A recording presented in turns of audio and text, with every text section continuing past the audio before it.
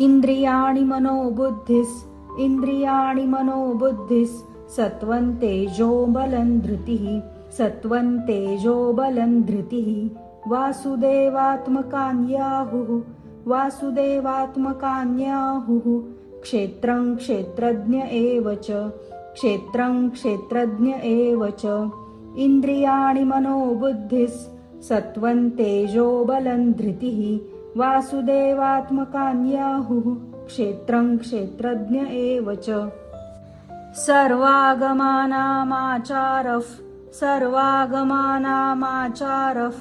प्रथमं परिकल्पते आचारप्रभवो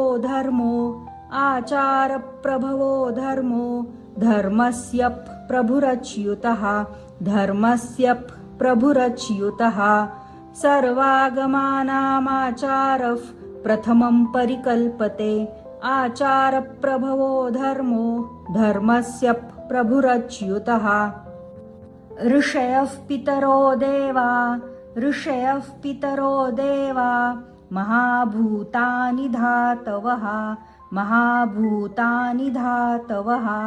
जङ्गमाजङ्गमञ्चेदन् जगन्नारायणोद्भवम् ऋषयः पितरो देवा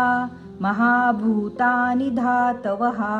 जङ्गमाजङ्गमञ्चेदन्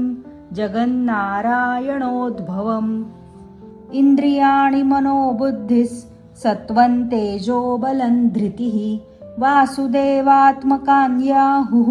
क्षेत्रं क्षेत्रज्ञ एव च सर्वागमानामाचारः प्रथमं परिकल्पते आचारप्रभवो धर्मस्य प्रभुरच्युतः ऋषयः पितरो देवा महाभूतानि धातवः जङ्गमाजङ्गमञ्चेदन् जगन्नारायणोद्भवम्